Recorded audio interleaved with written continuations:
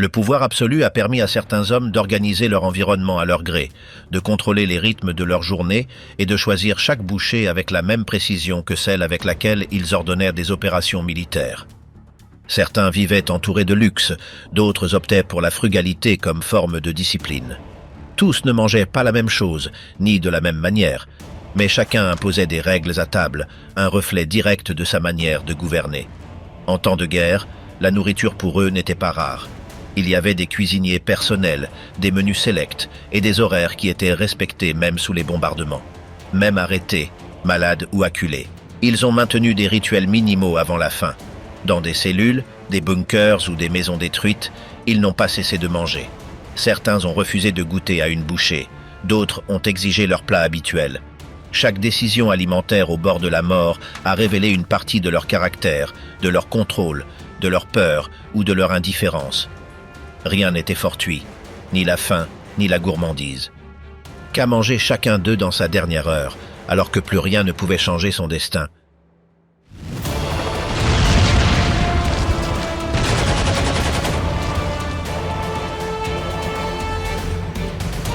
Hitler dans son isolement final, routine, paranoïa et un plat sans saveur. Depuis son entrée en politique allemande, Adolf Hitler a bâti une figure reposant sur des symboles, des routines et une projection de force. Fondateur du Parti national-socialiste et principal architecte du Troisième Reich, son ascension a été basée sur l'utilisation du discours, la manipulation du ressentiment social et la promesse de restaurer la grandeur nationale. En quelques années, il est passé d'un agitateur inconnu à la concentration entre ses mains du pouvoir absolu de l'État. Il a gouverné avec rigidité, instauré un système de contrôle idéologique et conduit le continent à une guerre qui changerait l'histoire. Sous son commandement, l'Allemagne a envahi la Pologne, la France et une grande partie de l'Europe de l'Est, étendant un conflit qui a impliqué des dizaines de nations et causé des millions de morts. Tout au long du conflit, Hitler a maintenu une routine stricte qui reflétait sa discipline personnelle. Il se levait tard, recevait des rapports pendant la journée et dînait tard. Son entourage le plus proche connaissait ses habitudes, qui incluaient des promenades nocturnes, de longues conversations et des repas sans viande. Le Führer évitait l'alcool, ne fumait pas et projetait une image de maîtrise de soi qui contrastait avec son agressivité politique. Bien qu'il ait eu des cuisiniers et des assistants dédiés exclusivement à satisfaire ses besoins, ses habitudes alimentaires ne se distinguaient pas par le luxe, mais par la répétition. Au fur et à mesure que la guerre avançait, les défaites sur le front oriental et les bombardements alliés affaiblissaient son contrôle. La chute de Stalingrad a marqué un point de rupture, et le siège de Berlin en avril 1945 a scellé le destin du régime.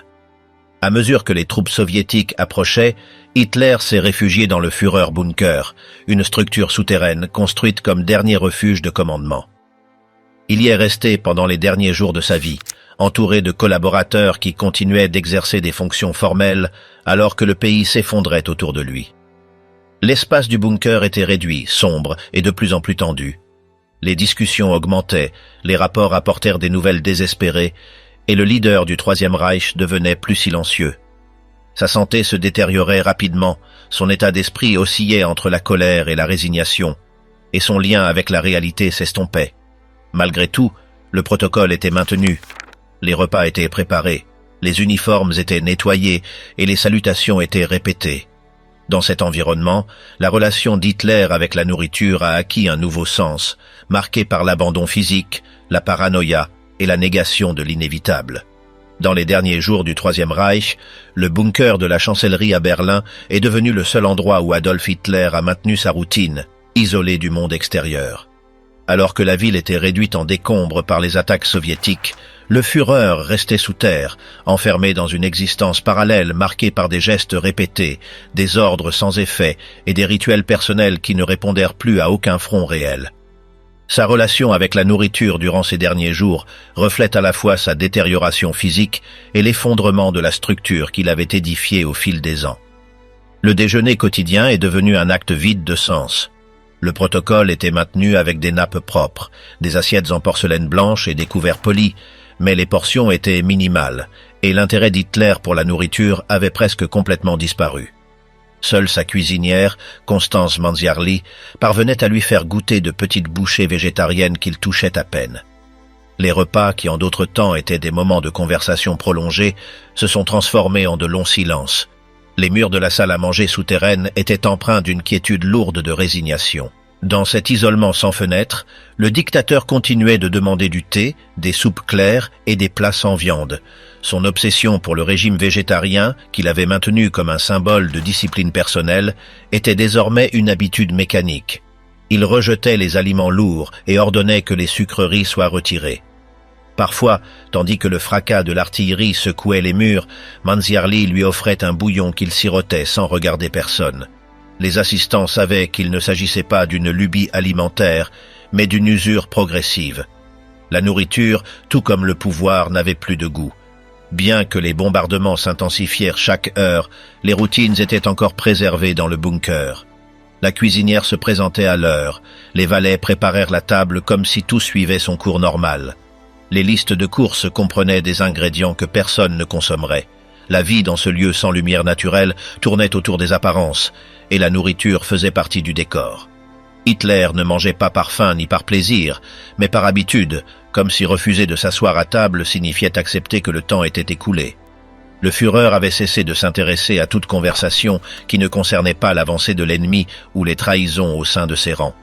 Il ne demandait plus d'ingrédients ni ne remerciait pour les plats. Pendant les déjeuners, il gardait les yeux baissés, tremblant parfois visiblement, tandis qu'Eva Braun et d'autres proches essayaient de maintenir une fausse sérénité.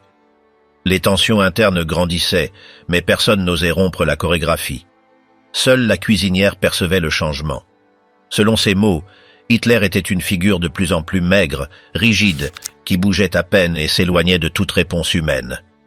Les rapports médicaux révélaient qu'il souffrait de tremblements constants, d'insomnie et d'épisodes d'irritabilité aiguë. Il commençait à se méfier de tout le monde, y compris de ceux qui lui apportaient un plat. Manziarly était surveillé de près, non par méfiance personnelle, mais parce que le Führer craignait d'être empoisonné. Cette paranoïa a renforcé son isolement et a encore plus affecté son alimentation. Il n'acceptait la nourriture qu'après en avoir vérifié l'origine, et de nombreux plats étaient mis de côté sans être goûtés. La détérioration physique s'est accentuée. Ses vêtements, ajustés quelques mois plus tôt, pendaient lâchement sur son corps. Il marchait en traînant les pieds et mangeait en silence, comme si chaque cuillerée représentait un effort inutile. Au milieu de cet environnement, la nourriture avait cessé de remplir toute fonction vitale. Elle n'était conservée que par inertie. Le 30 avril, le jour où il a mis fin à ses jours, Hitler a pris son petit déjeuner comme toujours. Thé clair, pain dur et confiture sans sucre. Il était accompagné d'Eva Braun et de ses assistants les plus proches. La cuisinière, bien que présente, n'a rien préparé de spécial. Il n'y avait plus rien de spécial à préparer. Ce petit déjeuner fut silencieux et bref. Ensuite, Hitler s'est retiré avec Braun dans sa chambre. Quelques heures plus tard, tout était fini. Le dernier plat servi avait été une tasse de thé. Ce qui était autrefois un symbole de contrôle, d'ordre et de style, a fini réduit à une boisson tiède dans un souterrain effondré.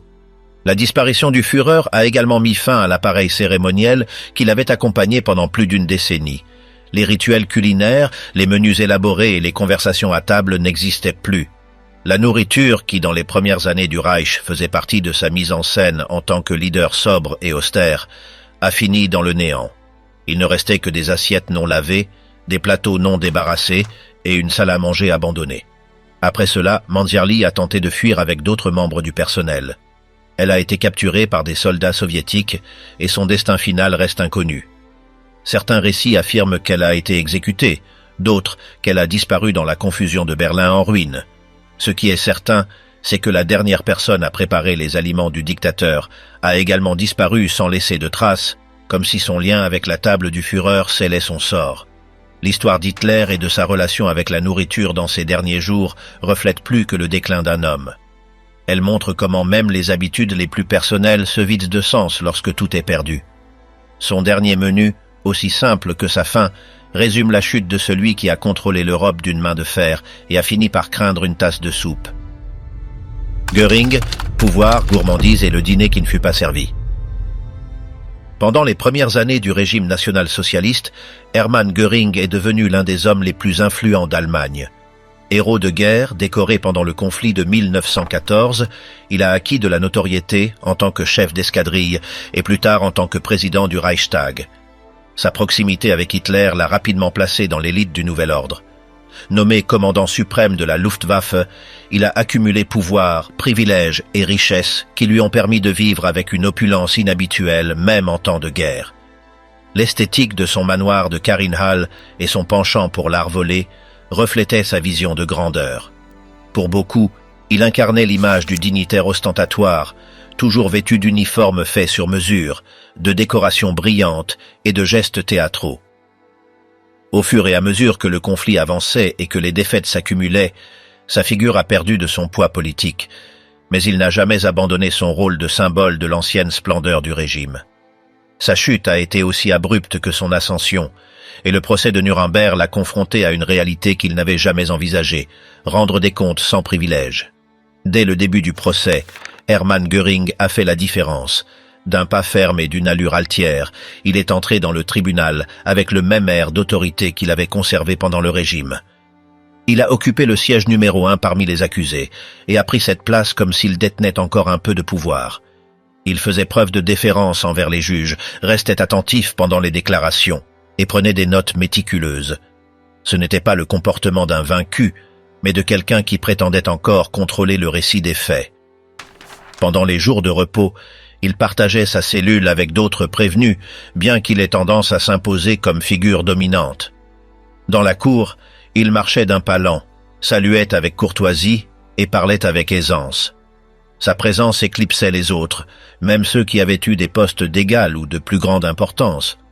Les gardiens remarquaient comment les autres accusés, même les plus réticents, lui prêtaient attention lorsqu'il parlait. Certains le suivaient par respect, d'autres par peur, mais personne ne l'ignorait. Avec les psychologues qui évaluaient son état mental, il a montré une attitude collaborative. Il répondait avec précision, argumentait avec habileté et défendait ses décisions avec une logique structurée. Il ne reconnaissait pas sa culpabilité, mais ne montrait pas non plus de déni. Il disait avoir agi pour le bien de l'État, de l'ordre et de la sécurité. Chaque mot était calculé. Il cherchait à convaincre, à influencer, à laisser une impression qui survivrait au procès lui-même. Pendant les repas, une routine marquée était observée.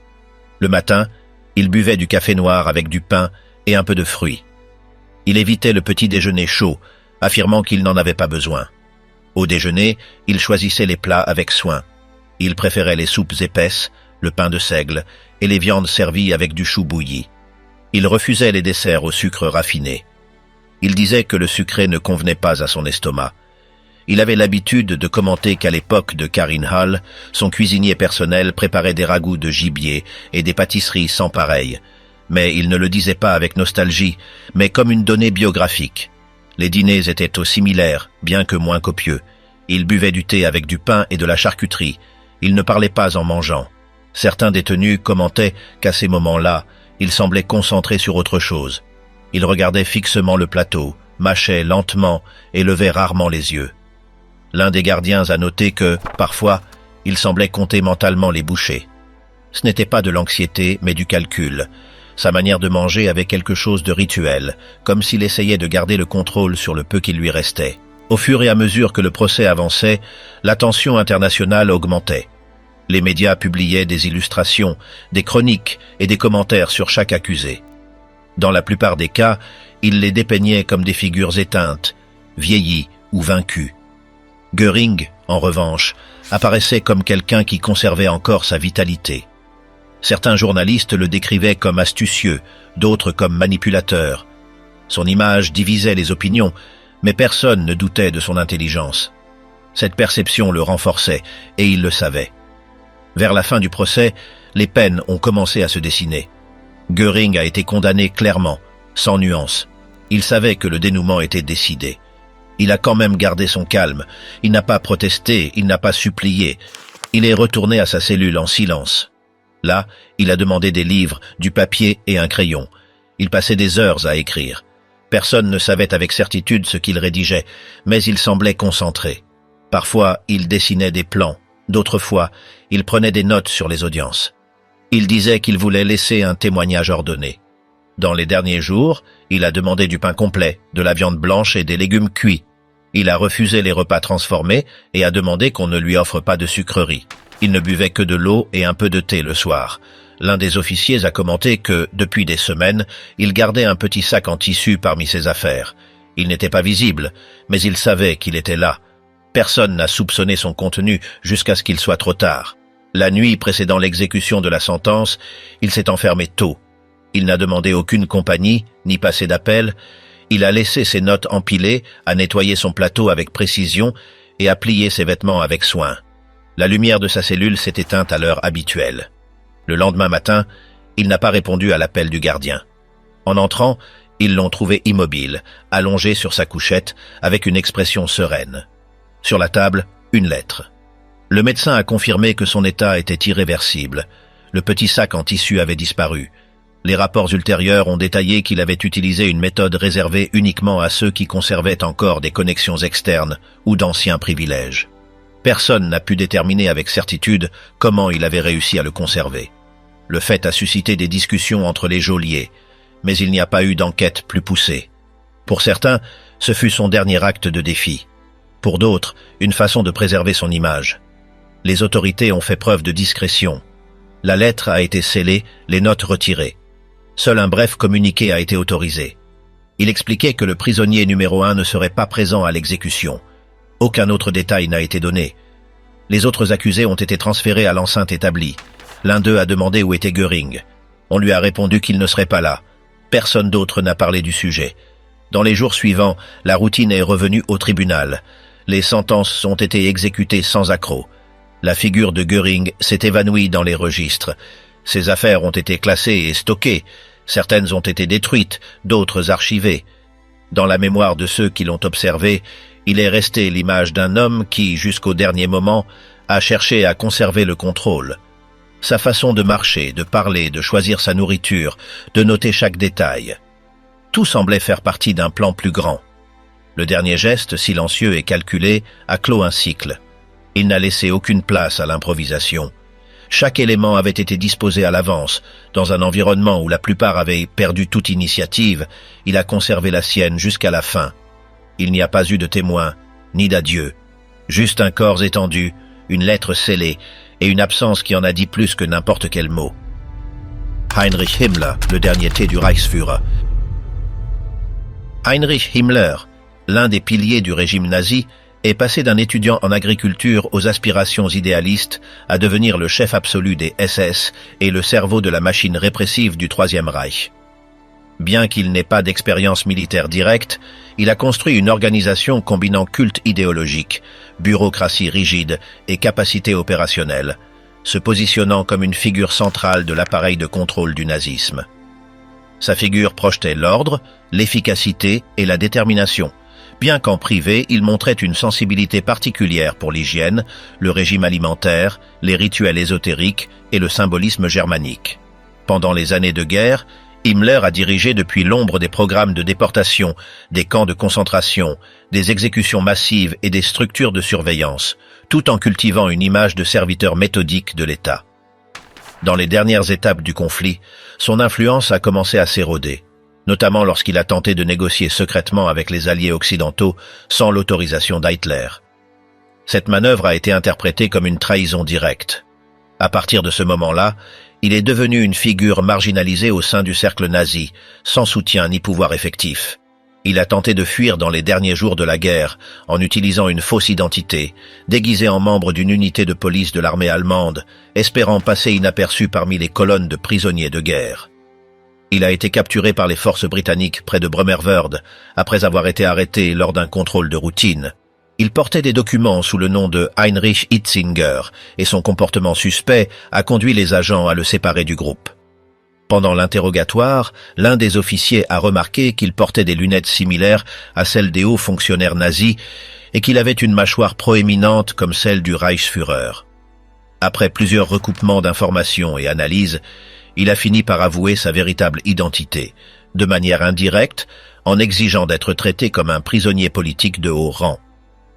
Les autorités britanniques l'ont transféré sous surveillance à Lunebourg pour une évaluation plus approfondie. Une fois en garde à vue, il a été soigneusement fouillé par l'équipe médicale de l'armée britannique. Ils l'ont déshabillé complètement, ont examiné ses vêtements, ont inspecté sa bouche et ses cavités, sans rien trouver de suspect. Lors d'une deuxième fouille, un médecin a détecté quelque chose d'étrange dans sa dentition supérieure. C'est à ce moment précis que Himmler, d'un mouvement brusque de la mâchoire, a libéré une capsule qu'il avait cachée dans un petit compartiment dentaire et l'a mordue sans hésiter. Il est tombé au sol en convulsant, tandis que de la mousse commençait à sortir de sa bouche. Les officiers ont tenté de l'en empêcher, introduisant leurs doigts pour lui retirer l'objet, mais il était déjà trop tard. Quelques minutes plus tard, son corps est resté inerte sur le sol du centre de détention.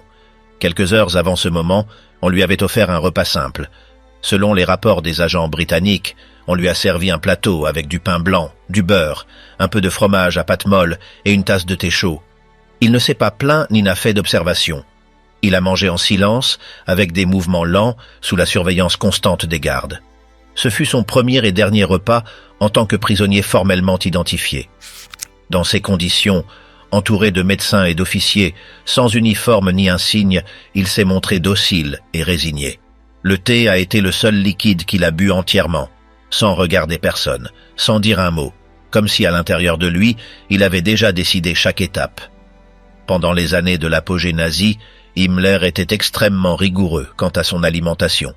Il préconisait des régimes naturels, souvent végétariens, et était obsédé par la propreté interne du corps. Il rejetait les produits raffinés, évitait les viandes rouges et préférait les légumes bouillis. Lors de ses visites dans les camps, il apportait souvent sa propre nourriture dans des récipients spéciaux, préparés par son cuisinier de confiance. Il n'était pas amateur de banquets, ni de la gastronomie exubérante des autres dirigeants.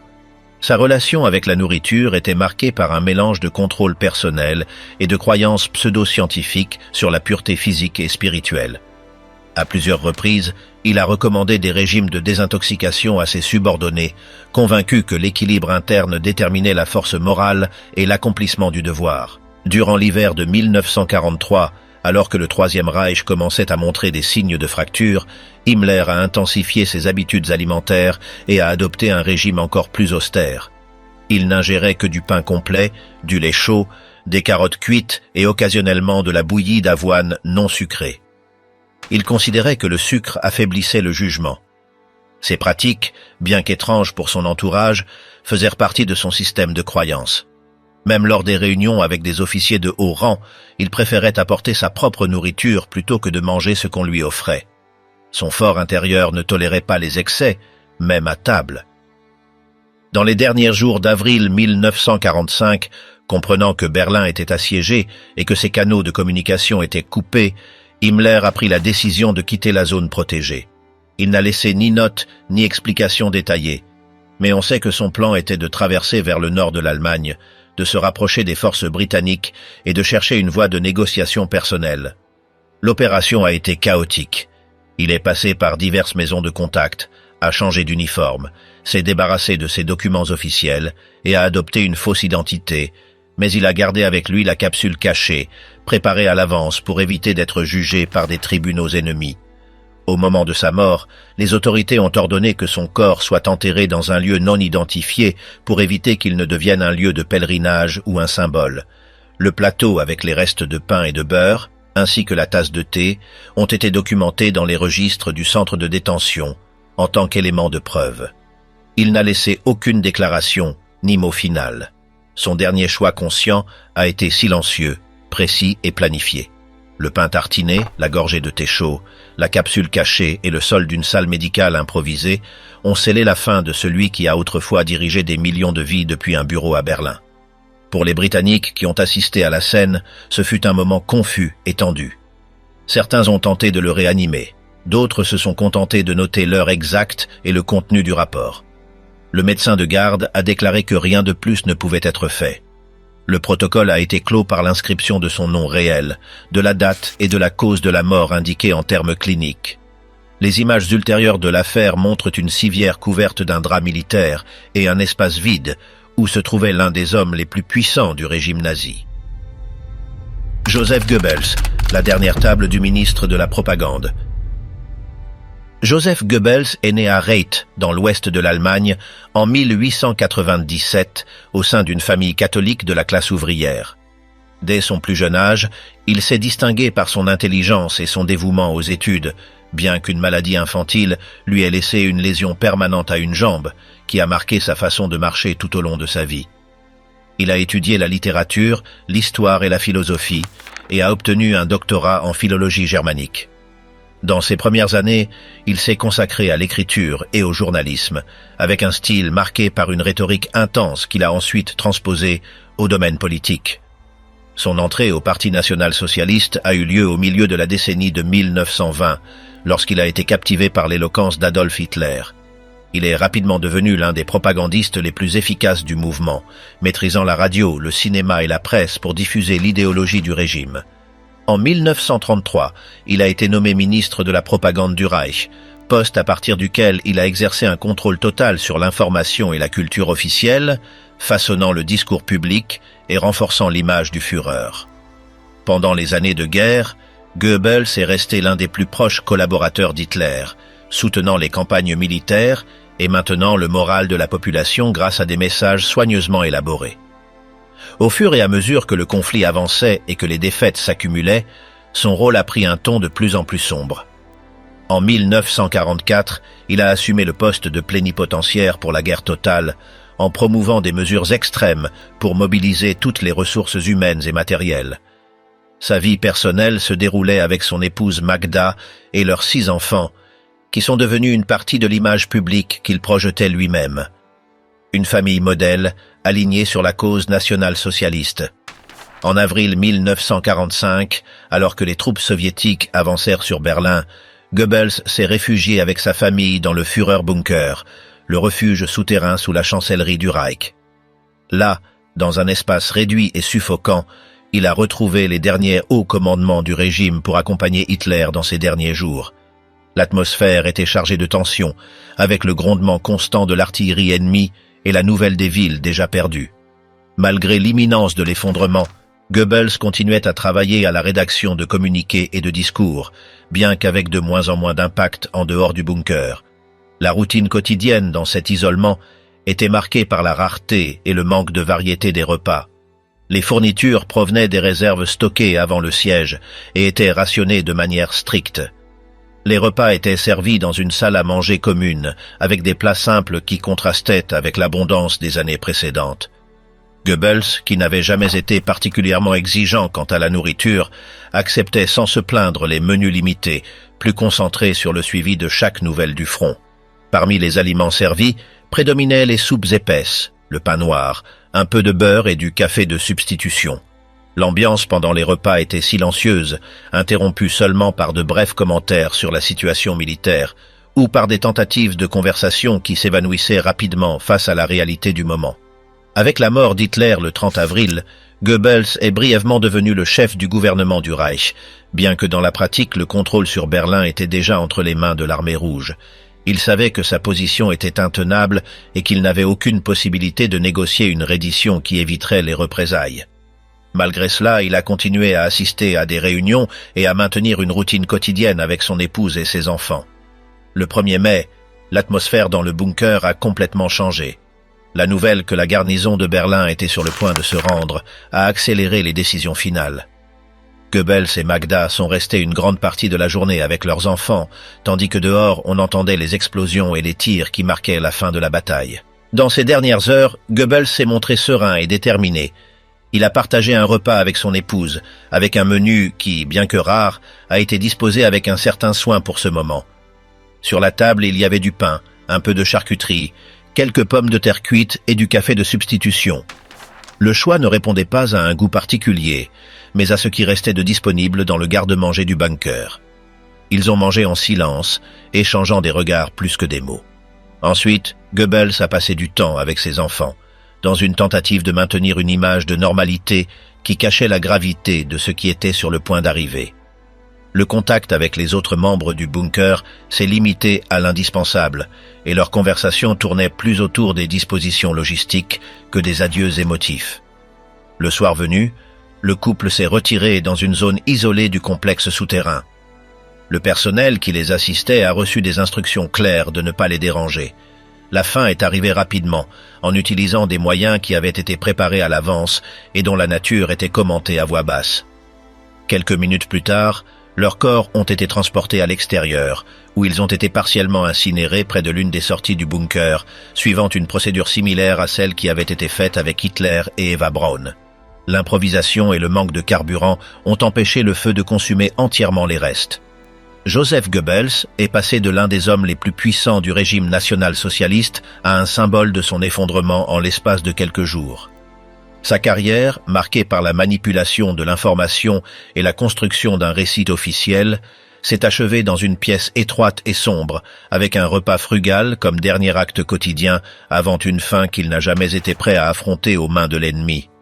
La scène finale, loin des discours de masse ou des gestes grandiloquents, était composée d'une table modeste, d'aliments simples et du silence partagé avec la seule personne avec laquelle il a choisi de vivre ce moment. Albert Speer, 20 ans, peint de prison et mémoire polie. Albert Speer est né à Mannheim en 1905, au sein d'une famille aisée d'architectes. Son enfance s'est déroulée entre des études techniques et une éducation classique, orientée par ses parents pour qu'il perpétue la tradition professionnelle. Après avoir terminé le lycée, il est entré à l'université technique de Munich, puis à celle de Berlin, où il a été formé comme architecte. Pendant ces années, encore loin de la politique, il a montré un penchant pour le design monumental et l'ordre géométrique, des éléments qui seraient plus tard sa marque de fabrique. Son entrée au Parti national-socialiste en 1931 ne répondait pas à un militantisme idéologique intense, mais à la recherche d'opportunités de travail dans un contexte de crise économique et de manque de commandes. Ses compétences techniques et son sens esthétique l'ont rapidement amené à intégrer le cercle proche d'Adolf Hitler, qui a vu en lui l'architecte capable de matérialiser ses visions grandioses pour la capitale et d'autres projets du Reich. L'ascension de Speer a été fulgurante. En peu de temps, il est passé de la conception de décors pour des rassemblements du parti à être l'architecte principal de Berlin et, plus tard, ministre de l'armement et de la production de guerre. À ce poste qu'il a assumé en 1942 après la mort de Fritz Todt, il a réorganisé l'industrie de guerre allemande avec une efficacité qui a prolongé le conflit au-delà de ce que les commandants militaires alliés avaient prévu. Ces méthodes, basées sur la centralisation de la production et la rationalisation des ressources, ont considérablement augmenté l'approvisionnement en armes, bien que cela ait impliqué l'utilisation intensive de main-d'œuvre forcée, y compris des prisonniers de guerre et des travailleurs déportés des territoires occupés. Cette facette de sa gestion le placerait, à la fin de la guerre, au centre des accusations de crimes de guerre et de crimes contre l'humanité. Dans les derniers mois du Troisième Reich, Speer a tenté de maintenir son influence sur Hitler, mais il a également commencé à percevoir que la défaite était inévitable. Pendant les réunions dans le bunker de la chancellerie, son rôle a été celui d'un technicien qui cherchait à prolonger la résistance tout en évaluant, en privé, des moyens de se distancier des décisions les plus extrêmes. La relation avec d'autres dignitaires, comme Joseph Goebbels et Martin Bormann, est devenue de plus en plus tendue. Les discussions sur la destruction des infrastructures pour empêcher leur utilisation par l'ennemi l'ont amené à diverger d'avec Hitler, allant même jusqu'à désobéir aux ordres directs pour préserver les ressources essentielles pour la population civile. Ces décisions, bien qu'elles l'aient partiellement éloigné du cercle le plus radical, n'ont pas effacé sa responsabilité dans le système d'exploitation de la main-d'œuvre du régime. Avec la capitulation allemande en mai 1945, Speer a été arrêté par les forces alliées. Lors des procès de Nuremberg, il a adopté une stratégie différente de la plupart de ses compagnons. Il a reconnu l'autorité du tribunal et a assumé une partie de la responsabilité morale pour les actions du régime. Bien qu'il ait nié avoir eu connaissance directe de l'extermination de masse, il a accepté que sa position lui donnait une part de responsabilité pour ce qui s'était passé. Cette position lui a permis d'éviter la peine de mort, en recevant en échange une peine de 20 ans de prison, qu'il a purgée intégralement à la prison de Spandau. À Spandau, Speer a mené une vie régie par la routine carcérale. Ses journées se passaient entre des travaux d'entretien, des promenades chronométrées dans la cour et de longues heures de lecture et d'écriture. L'isolement de la prison, partagé seulement avec quelques autres dignitaires nazis survivants, lui a donné le temps de réfléchir et de consigner son expérience. C'est ainsi que sont nés ces journaux, qui décrivent non seulement son rôle dans le régime, mais aussi la vie quotidienne en prison, les conversations avec les autres détenus et les tensions avec les gardiens. Le ton de ses écrits oscillait entre la justification, l'introspection et le récit détaillé des dernières années du Reich, avec un intérêt particulier pour laisser sa version pour la postérité. Dans ses notes, il a également relaté la perte progressive de contact avec le monde extérieur. Les nouvelles arrivaient filtrées par la censure pénitentiaire et les visites étaient rares et contrôlées. Pour occuper le temps, il s'est consacré au jardinage et à des projets d'écriture qu'il organisait méticuleusement. La monotonie n'était rompue que par les changements dans l'administration de la prison ou les visites d'inspection par les autorités étrangères.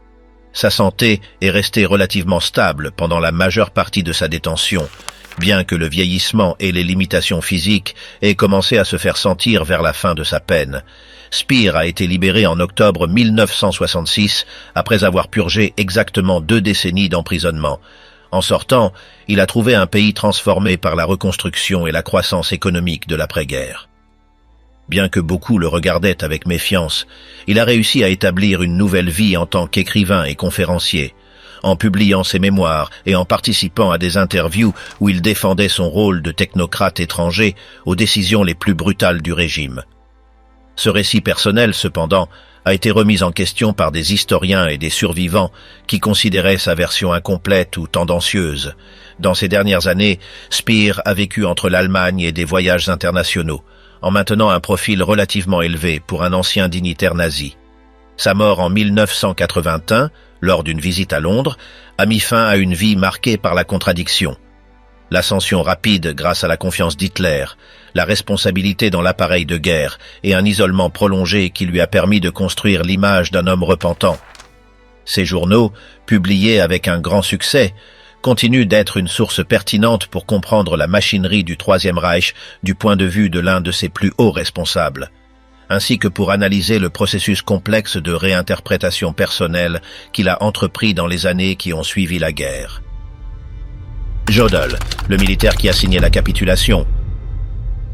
Alfred Jodl est né le 7 mai 1898 à Würzburg, au sein d'une famille bavaroise de tradition militaire. Son enfance s'est déroulée dans un environnement marqué par la discipline et le sens du devoir, des traits qui influenceraient le cours de sa vie. Il est entré dans une école de cadets à Munich, où il a développé les compétences qui le mèneraient à se distinguer dans l'artillerie. Au déclenchement de la Première Guerre mondiale, il a été affecté au front occidental et a participé à des combats d'une grande intensité. Pendant le conflit, il a été blessé à 2 reprises, une expérience qui a renforcé son image d'officier résistant et dévoué à la cause. Après l'armistice de 1918, il est resté dans l'armée réduite de la République de Weimar, la Reichswehr, où il s'est spécialisé en artillerie et en tactique. Pendant la décennie de 1920, il s'est adapté aux restrictions imposées par le traité de Versailles, se concentrant sur le perfectionnement technique et l'enseignement militaire. Quand Adolf Hitler est arrivé au pouvoir, Jodl avait déjà consolidé une carrière stable, sans chercher à se faire remarquer politiquement, bien qu'il ait fini par s'aligner sur le régime national-socialiste. En 1935, il a été promu major et peu après il a commencé à occuper des postes clés au sein de l'état-major. Sa capacité en planification stratégique l'a mené, en 1938, à intégrer le bureau des opérations de la Wehrmacht, où il a participé à la conception de plans militaires qui ont précédé les annexions de l'Autriche et des Sudètes. En septembre 1939, au début de la Seconde Guerre mondiale, il a été désigné chef de l'état-major des opérations du Haut Commandement des Forces armées, OKW, sous l'autorité directe de Wilhelm Keitel et en contact étroit avec Hitler. Depuis son bureau à Berlin, Jodl a coordonné des opérations sur tous les fronts. Il a signé des directives qui autorisaient la guerre de représailles contre les partisans et qui durcissaient le traitement des prisonniers soviétiques. Son rôle administratif et de conseil stratégique l'a converti en une figure clé de l'engrenage militaire du Reich, bien qu'il apparaisse rarement en public. Pendant l'invasion de la France en 1940, il a participé à la planification des mouvements qui ont permis l'avancée rapide allemande vers la Manche. Dans les années suivantes, il a supervisé le développement des opérations en Union soviétique, en Méditerranée et en Afrique du Nord. En l'été de 1944, Jodl a été blessé dans un attentat à la bombe contre Hitler au quartier général de la Tanière du Loup, mais il a survécu avec des blessures mineures. Il a continué à occuper son poste jusqu'au dernier jour du Troisième Reich, lorsqu'il a été l'un des officiers qui ont accompagné Hitler dans le bunker de Berlin. Cependant, lorsque le siège soviétique s'est resserré, Jodl n'est pas resté dans la capitale. Le 23 avril 1945, il a reçu l'ordre de se rendre à Flensburg, où Karl Dönitz avait établi le gouvernement provisoire. À Flensburg, Jodl est devenu le principal lien avec les Alliés pour coordonner la reddition. Le 7 mai 1945, à Reims, il a signé la capitulation inconditionnelle de toutes les forces allemandes, qui est entrée en vigueur le lendemain. Pour lui, cet acte a représenté la fin de sa carrière et le début d'un processus judiciaire qui le mènerait au banc des accusés à Nuremberg. Arrêté par les troupes britanniques, il a été transféré au centre de détention international, où il est resté en grande partie au secret. Les procureurs alliés l'ont accusé de crimes de guerre et de crimes contre l'humanité, soulignant sa signature sur des ordres qui impliquaient l'exécution sommaire de prisonniers et de civils. Pendant le procès, Jodl a tenté de se présenter comme un soldat qui avait exécuté des instructions sans autorité pour leur désobéir. Il a allégué qu'il n'avait pas participé directement à des meurtres et que sa fonction avait été purement technique. Cependant, les juges ont estimé que ses actes et décisions avaient contribué au développement d'une guerre d'extermination. Dans les mois précédant la sentence, sa vie en prison a été marquée par des routines strictes. Il partageait son temps avec d'autres hauts commandants nazis, dont Keitel et Dönitz. Il avait des conversations avec des psychologues et des aumôniers, passait en revue les documents de sa défense et écrivait des réflexions sur sa carrière militaire. À certaines occasions, il acceptait de parler de son enfance et des années à l'école des cadets, décrivant l'environnement rigide qui a façonné son caractère. Il n'a pas montré de remords explicites, mais a admis que la guerre s'était terminée par un désastre pour l'Allemagne. La sentence a été rendue le 1er octobre 1946. Le tribunal l'a déclaré coupable de toutes les accusations et l'a condamné à mort par pendaison. L'exécution a été fixée à l'aube du 16 octobre. Dans les jours qui ont suivi, Jodl a reçu des visites de son avocat et de l'aumônier et a maintenu un contact limité avec son épouse, qui lui a envoyé des lettres de soutien. Dans sa cellule, il relisait des notes et des fragments de textes militaires, peut-être comme un moyen de s'accrocher à l'identité qui l'avait accompagné toute sa vie. La nuit précédant l'exécution, Jodl a dîné dans sa cellule. Le menu était simple, sans luxe ni demande spéciale. Un plat de viande rôtie accompagné de pommes de terre et de légumes, un morceau de pain, du beurre et du café. Il n'y avait ni vin ni dessert élaboré, et il a mangé en silence, concentré, sans converser avec les gardes qui le surveillaient. Il a terminé le repas lentement, comme s'il voulait prolonger chaque instant. Ensuite, il a écrit une brève note d'adieu qu'il a remise à l'aumônier pour qu'elle parvienne à son épouse. Dans celle-ci, il n'a pas demandé pardon ni fait de réflexion politique, mais a remercié la loyauté et l'affection reçues. Aux premières heures du 16 octobre, les gardes l'ont réveillé. Jodl s'est habillé calmement, a ajusté sa veste et a marché vers l'échafaud sans résister. Il a monté les marches d'un pas ferme et, selon des témoins, a gardé les yeux droits devant lui. Peu de temps avant que la trappe ne s'ouvre, il a prononcé une phrase brève qui faisait allusion à sa loyauté envers l'Allemagne. Son corps a été enterré dans un lieu non révélé, comme celui des autres exécutés, pour éviter qu'il ne devienne un lieu de rassemblement symbolique. La figure d'Alfred Jodl est restée liée à la machinerie militaire du Troisième Reich et aux décisions stratégiques qui ont prolongé la guerre. Il a été un officier qui est monté de la base au sommet du commandement opérationnel, un planificateur méticuleux dont la signature apparaissait sur des documents décisifs. Son dernier repas, modeste et sans cérémonie, a peut-être reflété le ton de ces derniers jours, une attente silencieuse face à une fin inévitable, marquée par la condamnation de l'histoire. Heuss, le commandant qui n'a jamais connu la faim à sa table. Rudolf Heuss est né dans la ville de Baden-Baden, dans le sud-ouest de l'Allemagne, le 25 novembre 1900. Son enfance s'est déroulée dans un environnement profondément catholique et marqué par une stricte discipline familiale, où l'obéissance et la foi occupaient une place centrale. Dès son plus jeune âge, il a montré une personnalité réservée, peu encline à la vie sociale, et une grande capacité à accepter sans remettre en question les règles qu'on lui imposait.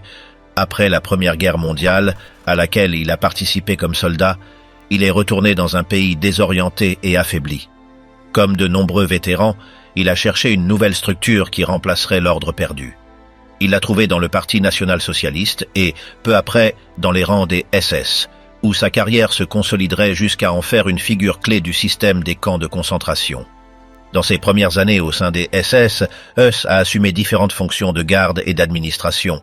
Sa méticulosité et sa capacité à appliquer les instructions sans s'écarter du règlement ont attiré l'attention de ses supérieurs. Il a été affecté à Dachau et plus tard à Sachsenhausen, où il a appris les méthodes d'organisation qu'il adapterait ensuite dans son poste le plus connu, commandant d'Auschwitz.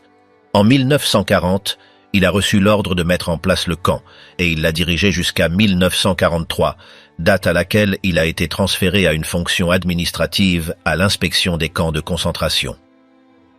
Il est retourné à Auschwitz en 1944 pour superviser les opérations pendant les déportations massives depuis la Hongrie. À tout moment, il a fait preuve d'une capacité à planifier avec exactitude et d'un désintérêt absolu pour les aspects humains de son travail. La vie quotidienne de Höss à Auschwitz était marquée par une routine stricte. Il se levait tôt, révisait des rapports, parcourait les installations et rencontrait des officiers subordonnés. Il vivait avec sa famille dans une maison située à quelques mètres de l'entrée principale, ce qui lui permettait de passer du temps avec son épouse et ses enfants, ignorant la réalité qui se déroulait de l'autre côté des barbelés.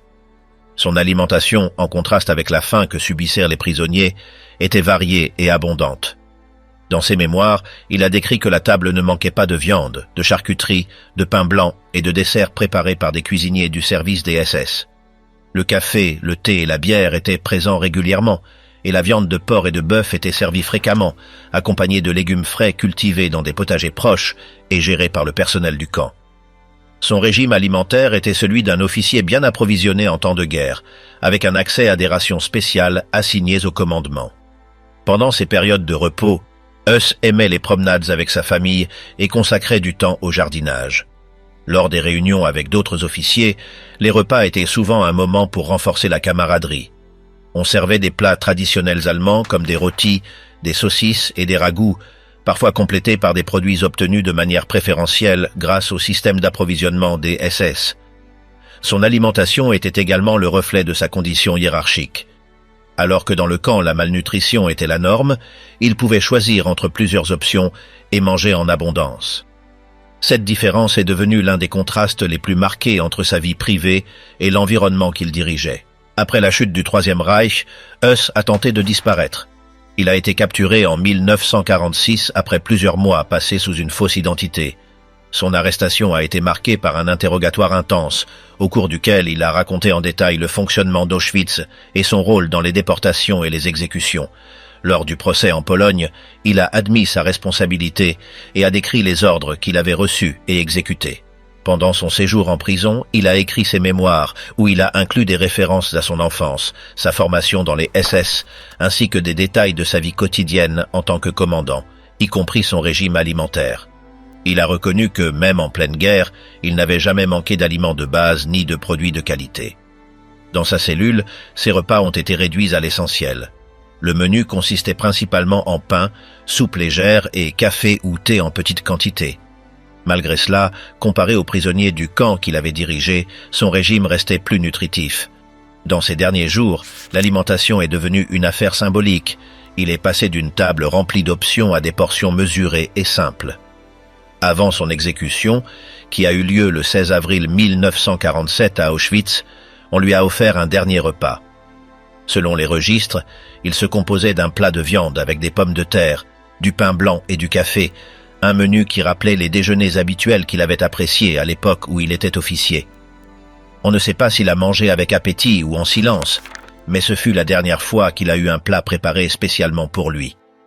Dans ses écrits, Höss a mentionné que la nourriture, au-delà de sa fonction de base, avait également été un élément de pouvoir. Dans la structure des SS, l'alimentation faisait partie des privilèges qui distinguaient les commandants de la troupe et ceux-ci des prisonniers. Les produits les plus raffinés étaient réservés à ceux qui occupaient des postes de responsabilité, et la cuisine des officiers fonctionnait de manière indépendante de celle de la troupe, avec un accès à de meilleurs ingrédients et un service plus soigné. Höss, en tant que commandant, pouvait même recevoir des aliments importés ou envoyés d'autres régions, un privilège dont tous les officiers de rang inférieur ne jouissaient pas. Dans la vie de famille, les repas étaient aussi un moment d'union. Son épouse, Hedwig, maintenait la coutume de faire asseoir tout le monde à table, avec des plats servis à la manière traditionnelle. Les enfants mangeaient avant les adultes, et les réunions de famille incluaient souvent un dessert, en particulier des tartes ou des gâteaux qui étaient cuits dans la maison même. La cuisine était bien équipée et le personnel domestique s'occupait de maintenir un approvisionnement constant. Même pendant les périodes les plus intenses d'opérations dans le camp, la vie domestique et les repas en famille se déroulèrent normalement, dans un environnement étranger à ce qui se passait à l'extérieur. La transition de cet environnement à la prison a été brutale. Huss est passé du petit déjeuner au café avec du pain frais, du beurre et de la confiture, à recevoir du pain dur et une infusion légère. Les déjeuners, qui comprenaient auparavant de la viande rôtie ou en ragoût, se sont transformés en soupe claire avec peu d'ingrédients. Les dîners ont cessé d'être des réunions de famille et ont été réduits à un morceau de pain et une boisson chaude. À plusieurs reprises, il a mentionné qu'il ne se plaignait pas de la nourriture en prison, bien qu'il reconnaissait qu'elle n'était pas comparable à celle qu'il avait appréciée en liberté. Le changement de régime alimentaire reflétait également le changement de son statut, de commandant avec un accès privilégié à prisonniers qui recevaient ce qu'on lui donnait. Dans ses derniers écrits, il n'a pas laissé de réflexion émotionnelle sur son alimentation, mais plutôt des annotations pratiques, comme les horaires auxquels les repas étaient servis ou le type de pain qu'il recevait. Sa description était détaillée et objective, sans expression de nostalgie. Pour lui, la nourriture avait toujours été un élément de plus dans l'ordre et la routine. Même dans ses derniers moments, il est resté fidèle à cette vision, acceptant son dernier repas comme faisant partie d'une procédure, sans lui accorder une valeur symbolique déclarée. La figure de Rudolf Höss reste l'une des plus représentatives du système des camps de concentration. Sa capacité à organiser et à exécuter des ordres, sa vie personnelle parallèle à l'horreur qu'il administrait, et le contraste entre son alimentation et celle des victimes font partie du portrait qu'il a laissé dans ses mémoires. La nourriture, dans son histoire, n'a pas été seulement un détail secondaire, mais un indicateur de sa position, de sa déconnexion avec la souffrance d'autrui et des privilèges dont il a joui jusqu'à la fin. De sa jeunesse à sa dernière nuit, le plat qu'il avait devant lui reflétait la place qu'il occupait dans la hiérarchie, et son passage de l'abondance à l'austérité a également marqué la transition d'un pouvoir absolu à une condamnation inévitable. Les choix alimentaires de ceux qui ont occupé les plus hauts niveaux du régime nazi ne se sont pas limités à l'aspect fonctionnel. Jusqu'à la fin, même dans des conditions extrêmes ou en attente d'une sentence, ils ont tenté de préserver des routines, des goûts et des gestes qui les avaient accompagnés pendant des années. Certains ont maintenu des préférences marquées par leur vie antérieure. D'autres ont modifié leurs habitudes sous la pression de l'isolement, de la maladie ou de la défaite. L'acte de manger, loin d'être secondaire, a révélé des façons d'affronter le déclin. Résignation, obstination, routine ou simplement besoin. Chaque dernier repas, aussi modeste ou étrange qu'il ait été, est devenu une expression de ce qu'ils pouvaient encore contrôler quand tout le reste leur avait déjà été enlevé. La dernière chose qui est entrée dans leur corps n'était pas seulement de la nourriture, mais un reflet de qui ils étaient, jusqu'au dernier moment.